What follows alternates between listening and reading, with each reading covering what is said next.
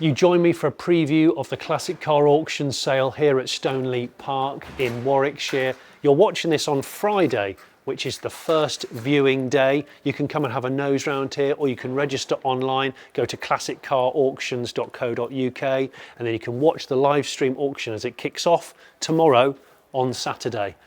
Prior to 11 AM, you can have another look if you want to. So yeah, you can either walk around like I'm about to, or you can look at this digitally through the internet and buy. There's 150 cars here in this lovely little catalogue, and I'm going to pick out some of my favourites. I'm Jonny Smith. Welcome to the Late Break Show.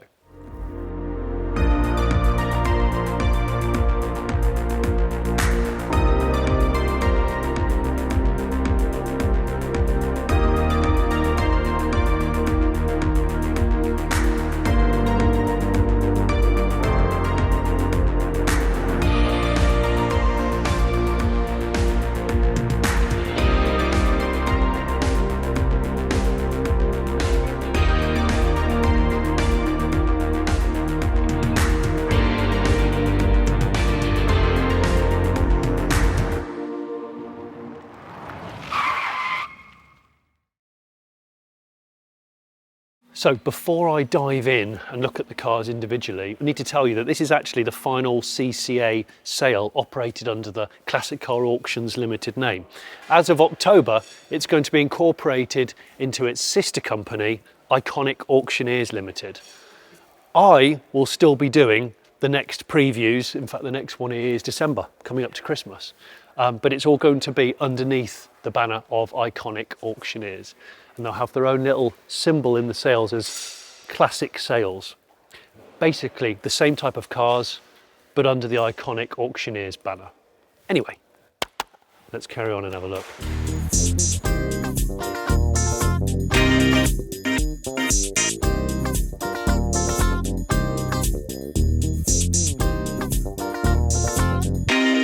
This is the car that I want to start this preview with. White Ford Capri 3-litre GT, 1970. Remember, they launched the Capri in '69, so this is an early car. And if you've watched the very last Grand Tour with Jeremy, Richard and James recently, you'll know that this was Richard's car of choice, a Mark 1 3-litre Capri.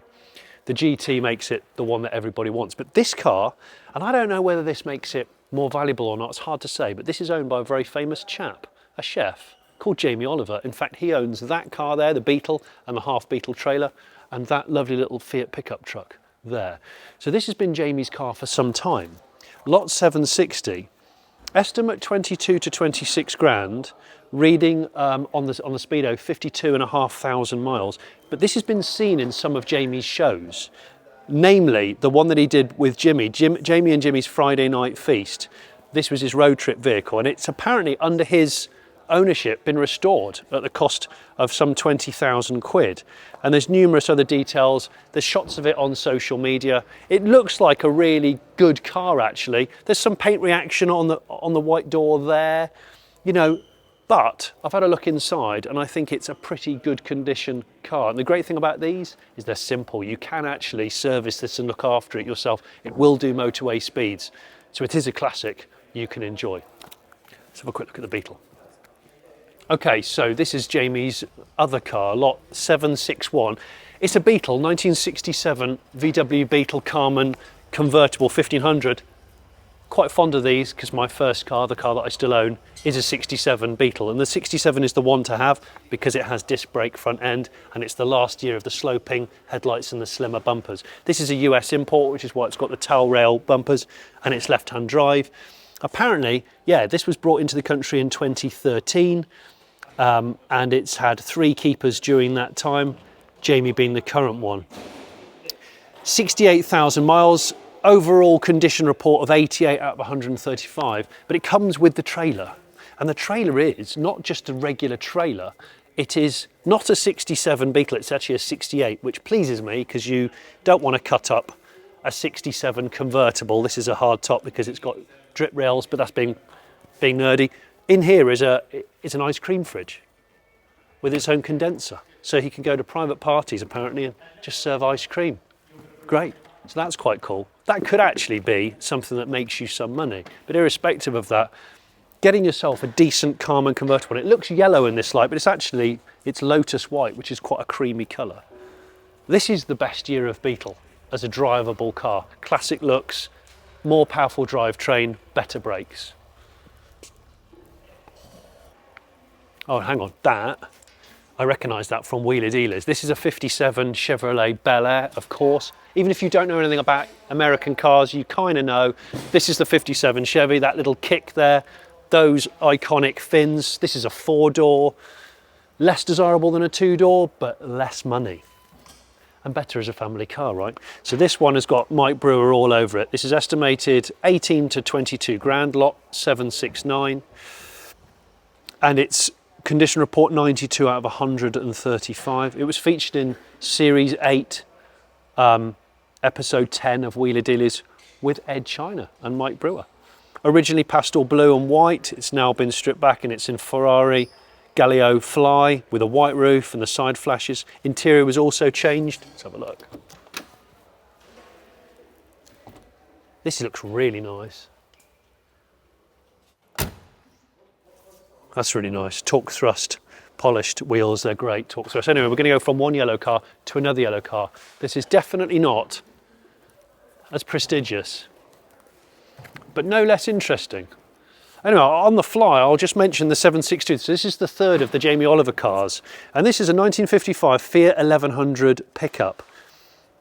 Jamie Oliver, apparently, he's had this. It's imported in 73, but Jamie's owned it since 2012. Yeah, registration 677 YUM. Seems appropriate given that, you know, Jamie makes food for a living. 42,000 on the clock. It's used predominantly around the estate of Jamie Oliver and occasional runs to the pub. Estimate 6 to 8 grand. Original paint's faded in places, but I think it looks rather cool. Steel wheels have obviously been repainted, suicide doors, and the old working class air conditioning. These will be little flaps that open and close. Yeah, there we go, look. Working class aircon. Love it.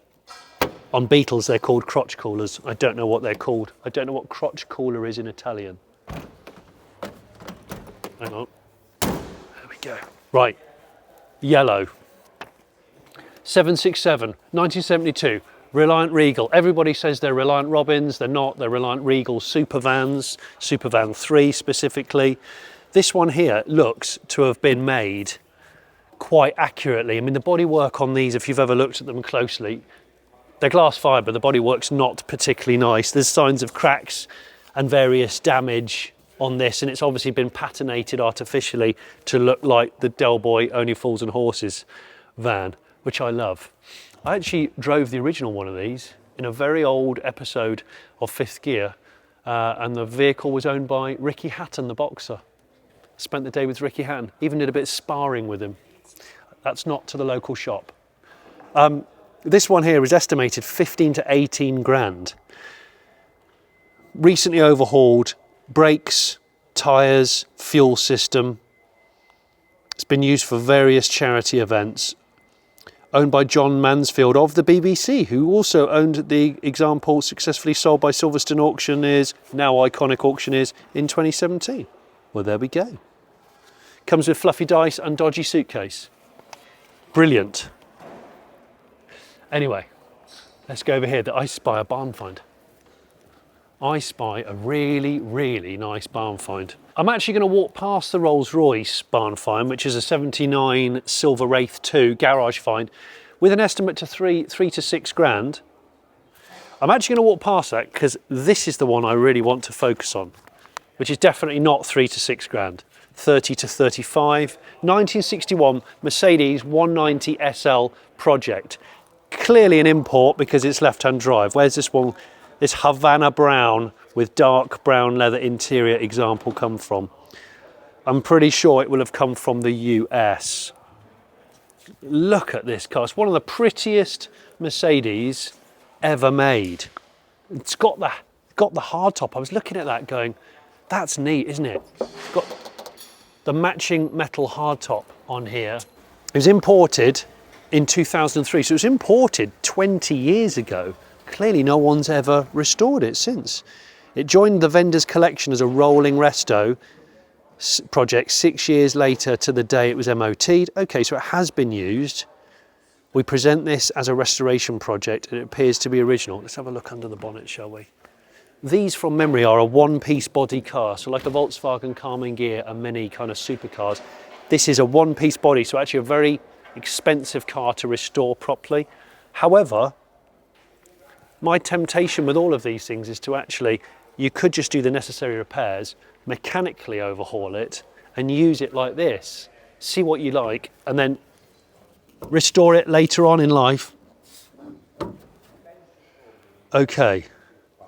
So this has been clearly stored in a place where mice or squirrels have been. There's lots of nutshells all around the scuttle here. Someone's put a new distributor cap and leads on it, and apparently it does run.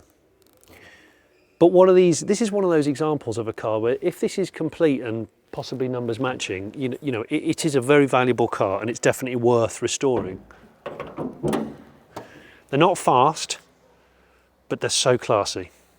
Lot 782. Another dusty car that I must mention actually is this, and the reason why I like this one, the Jag XJS in white, because I do quite like XJSs. I've said this before, this is the car that people should be resto modding now, because I think they'll resto mod really, really well.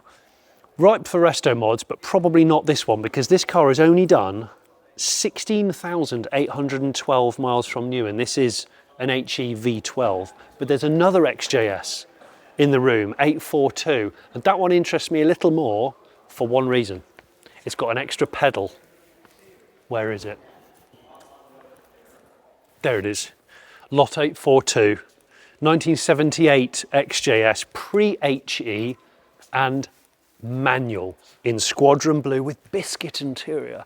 That's the thing about these. To me, they're more attractive when they're a manual car. They're probably a little bit more desirable. Now the ones in this room, there's 3 of them in this particular auction, and they're all a good standard. But obviously, there's still a lot of these around and they do resto mod. I think they're ripe for resto modding, but not this one because this is probably a little bit too virgin and desirable, what with it being the 3-pedal car. UK supplied, early production. It says 1,763 miles on the clock. I'm suggesting that's probably gone round the clock. This looks exceptional. What's the rating on this? 102 out of 135 points on the condition report. Wow. It smells good. And I like this colour actually. I think it suits the car very, very well. Those pre-HE wheels, which I think are called Kent alloys, love them. They are so UK muscle car.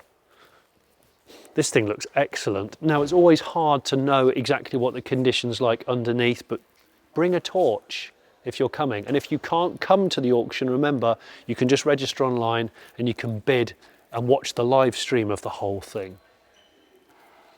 Rowan Atkinson. This is Rowan Atkinson's car, Mr. Bean. You know, the guy that had the McLaren F1 and used to daily drive it and crashed it, I think 3 times. Used to live near me. This is not crashed. This is a really nice example of a phase 1.5 Peugeot 205. You can tell from the pepper pot wheels, it's a 1.6. Being an 89 car also, it's got cloth seats, not half leather. Those lovely bright red carpets. This looks in incredible condition. We do know that Rowan Atkinson is a wheelman and quite a fastidious car owner. He's got lots of other cars. It seems that although he's paid to have quite a lot of recommissioning work done on this when he bought it, he has only driven it 300 miles in his ownership. It's done 71,000 miles, but it looks like it's done less. I love these big sunroofs. If you haven't driven one of these, I drove one a couple of years ago just to refresh my memory, a Tolman tweaked one. They're so spacious and light and airy inside and roomy. They are an amazing car. Remember, they're also galvanised, which means they tend not to suffer from rot unless they've had accident repair, and that's when obviously the welded repairs might start to curate some rust. But this thing looks absolutely beautiful. Wow, what a thing. I think having a car that was owned by Rowan Atkinson, who's you know, raced at Goodwood extensively and is a real nerd when it comes to cars. I think that's nothing but a cool thing. Estimate 15 to 20,000 quid. That's kind of the going rate for a really good condition one anyway. I wonder what this will sell for. Really interesting. Did you know that the Late Break Show is also now on TikTok? So if you love your portrait viewing, go on TikTok. There's some content on TikTok.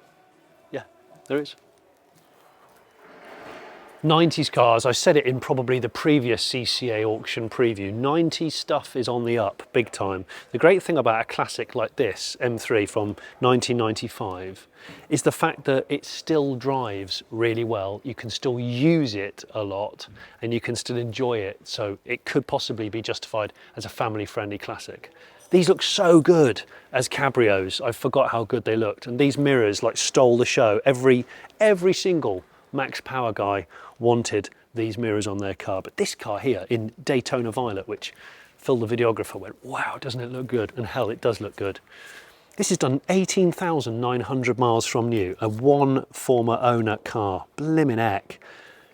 Obviously got that lovely straight six. The E36 M3 is the hardest M3 to buy in really good unmolested condition, according to my friends at Munich Legends, which leads me to think that this car is possibly going to exceed the 20 to 25 grand mark. But what a great thing to spend money on. You could probably do, you know, 3,000, 5,000 miles a year in this, keep it like this as original as you possibly can and maintain it, and it's not going to lose any value. It's just not. Another like really iconic car of the 90s. In fact, these three, the M3, the Evo and the Subaru, we've got to talk about them all. 98 Evo V. I love these. I think these are great, and they're one of those cars which look good, I think, in white. This is done, let's have a look, 779. So Evo 5, probably not as well known as the 6, the 7s and the 8s, which are a lot more common, but this one came over from Japan as in 2017 as a grade 4 auction car, which is, I think, as good as it gets. And it's been part of the current vendor's personal collection since. 1 year only model, 2 litre double overhead cam, 4-cylinder, intercooled turbo motor. Oh, how many miles has this one done? Yeah, 84,000. I bet that's kilometres. Have a look here. Yeah, the Evo 5 featured a bigger body shell than the previous one, 10mm wider track. This thing looks great. I think this is an era which really chimes with a lot of people, because these cars were based upon kind of fairly average family saloons. The interiors are quite average, but the homologation versions have just gone, and I think they're going to continue to do so.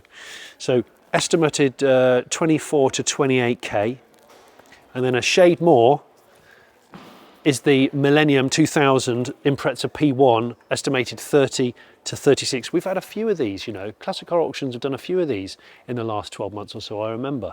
I'm never tiring of them in that gorgeous blue. Sonic blue. This is a UK car. Yeah, 15th of September 2000 it was first registered. This has got 76,000 miles on the clock. Lots of stamps in the service book from Subaru, including a full engine rebuild financed by Subaru in 2022. Wow, okay. Pirelli P0 tyres, always good to see someone, a fastidious owner, spends money on rubber because they know how crucial it is. The two-door, obviously, the P1's the two-door Type R shell with that natty little rear wiper, which I do love so much. So yeah, this has still got its rare optional 330mm Pro Drive brakes made by Alcon at the front there. That's really cool. I really like this. So if this car goes for what, 32 grand? Remember, we're in a world now where the 22B is a £750,000, 300 grand car. So, and again, these are cars you can actually use, insure them properly with an agreed value, look after them, you can just enjoy them. I saw one of these quite recently on a late break show car cave. A guy had several of these. This is the lesser known of the Skylines, really. What lot's this? Hang on. 754. A 1979 Skyline 2000 GT C210 Coupe. This is the same age as me, damn it. 754. I do love browsing these. It just reminds me of being a kid and going through the Argos catalogue and putting rings around stuff. There's just something about it. It's very tactile. This was imported by the vendor into the UK from Dubai last year. Interesting, because the car cave that we featured with Matt, he grew up in Dubai, and that's where he first saw these cars. This has also had an engine transplant from a later car, a later RB motor. Let's pop the bonnet and have a quick goosey. So inside it's got fishnet Recaro seats, and it's got a couple of other changes. There's some work to do inside. It looks like the carpet set hasn't been fitted properly. Some of the wiring needs to be tidied up. So this is a sort of resto mod.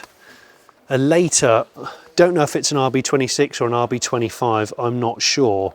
But what I do know is it looks well in there, because of course this is a later version of the engine that it would have originally come with. Aluminium radiator. Again, a little bit of tidying to do, but fundamentally pretty good. What's the estimate on this? 12 to 15 grand. I mean, if you got that at the lower end of that, 12. Yes, there's some crazing and there's some scabs and some spider marks on the paint.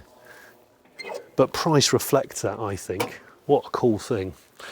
A couple of the guys from CCA who have driven it in say it just starts and drives really, really well. And actual wing mirrors, which is a JDM necessity. Oh, lot 52, lot 254, lot 754. A Skyline that's definitely had the arches added, and it's got a little bit of stretch on these tyres, on the rims. Lot 758, this is for you, Dad, because I know when you were a young lad, this was one of your dream cars. Austin Healey 3000 Mark IIA, the BJ7.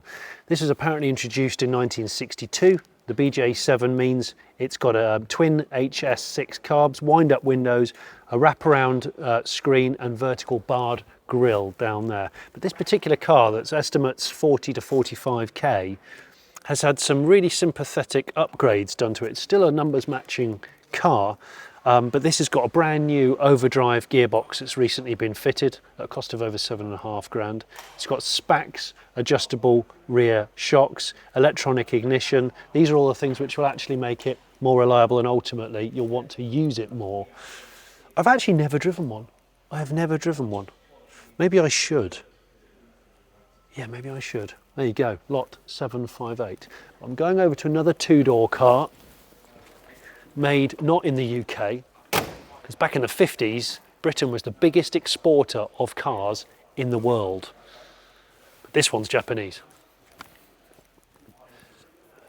I've seen a few of these in recent time. In a car cave, car collection video, the guy was really into these and those early Skylines. There's a good reason for that. These drive so well, they don't feel old, they are so enjoyable, and of course that straight six under there, this is a 260Z, meaning it's a 2.6, is the precursor to the Skyline engine. This particular one, lot 753, this car has only done 29,600 miles and it's a UK car. It has to have been restored because these used to rot like hell. Let's have a look. Yeah.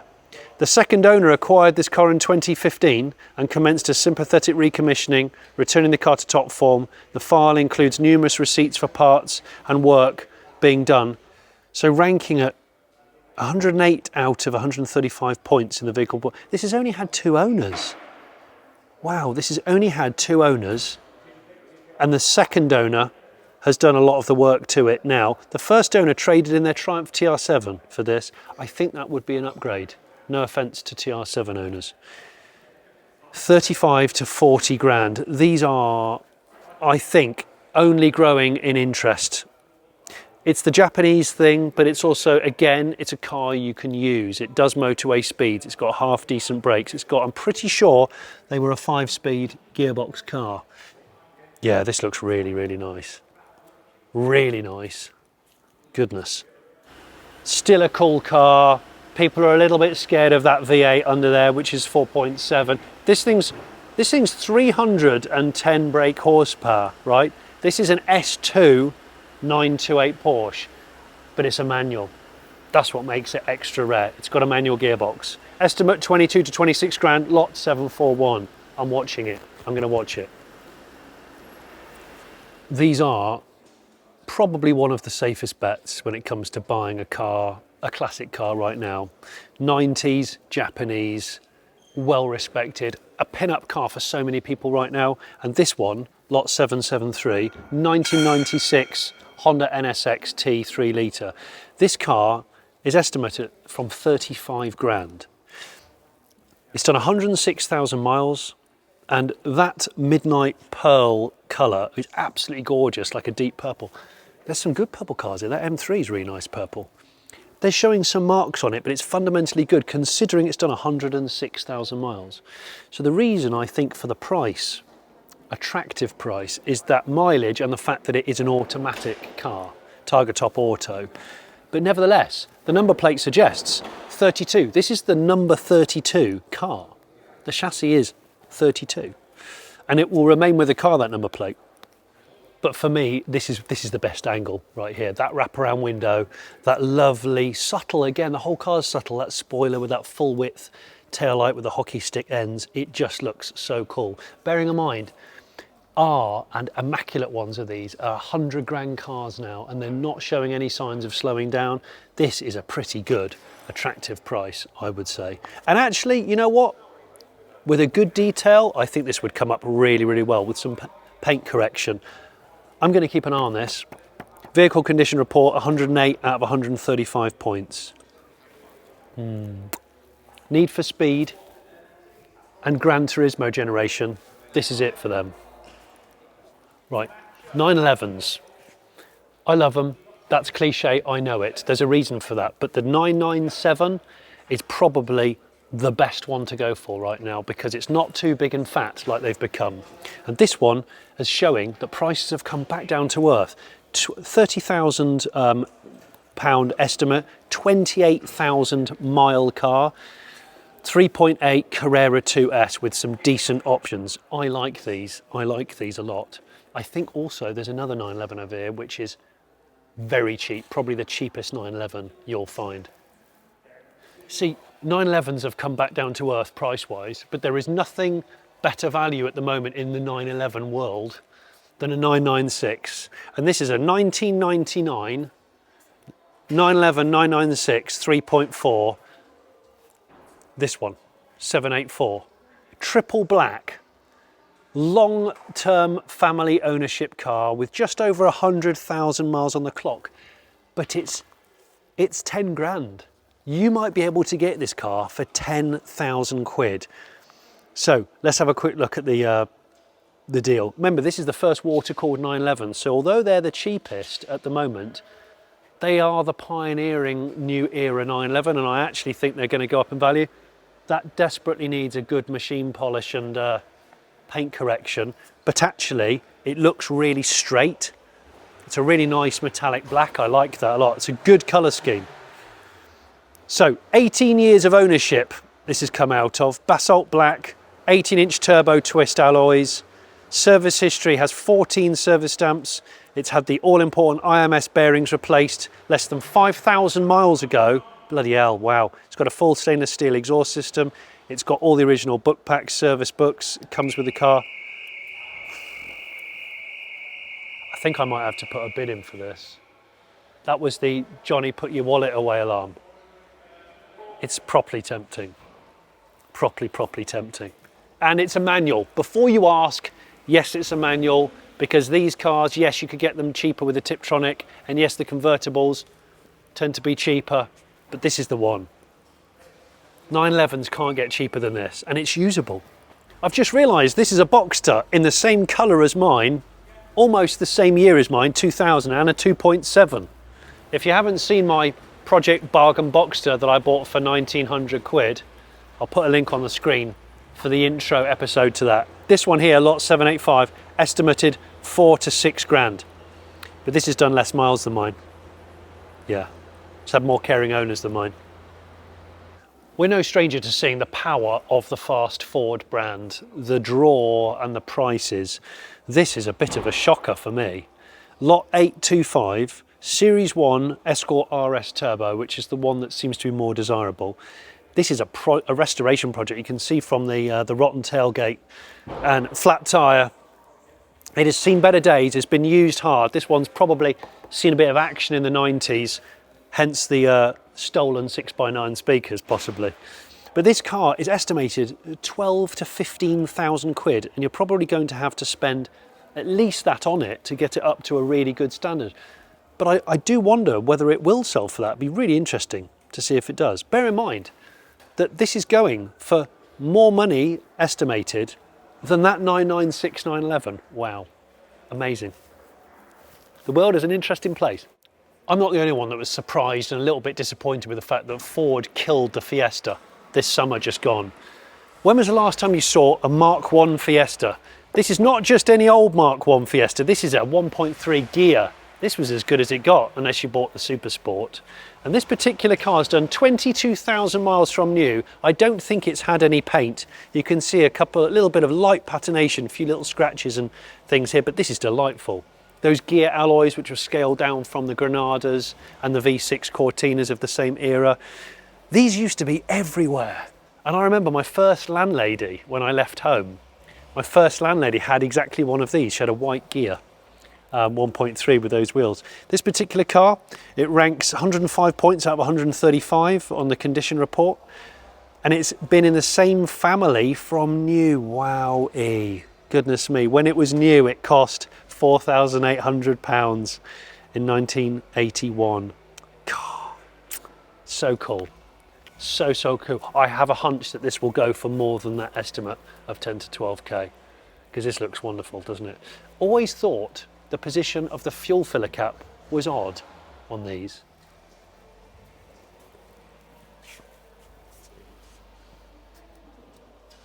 It's almost like the designer wanted to just watch people bending over at an awkward angle at the fuel station. If you follow the Late Break Show, you know I really like street sleeper cars, hence my Austin Allegro Civic Type R project. But this thing was a real shocker. Lot 840, 1984 Audi 80. I did a barn find on an Audi 80 Sport, but not a Quattro. And not one with 652 brake horsepower under the bonnet. This thing is, I mean, yes, it's got some OZ wheels on it, and it's got a bit of a trick gear shifter, but I must look underneath here because this thing has got RS2 electric seats, and under the bonnet it's got an Audi S2 5-cylinder from with an RS4 6-speed gearbox. Whoa, check the turbo out on that, the whole set turbo. So yeah, this thing is reputedly cost to restore and convert between 40 and 50 grand, bearing in mind the estimate is 18 to 22. Mars red car with that engine, which is 652 horsepower and 550 horsepower per tonne. This thing is going to fly. It's always mad to see Quattros at how far forward the engine is compared to the struts, but that's to fit that four-wheel drive system in. But this thing is amazing. Really niche, but it looks beautifully done. Wow, you would never be able to build this for that kind of money if it does go for 18 to 20 grand. So that concludes my whistle-stop tour of the 150 cars going under the hammer here at Stoneleigh Park. You're watching this on the Friday, the day this video goes live. That's preview day. The sale day is the next day, Saturday. If you can't be in the room, you can register online. You can watch the whole live streamed event. Go to classiccarauctions.co.uk, register and bid. And no, please don't shout at me that I don't review every single car, because I just can't. But I'd love to know from you which is your favourite car going under the hammer in this particular sale. Go online and have a look and let me know in the comments below. Cheers.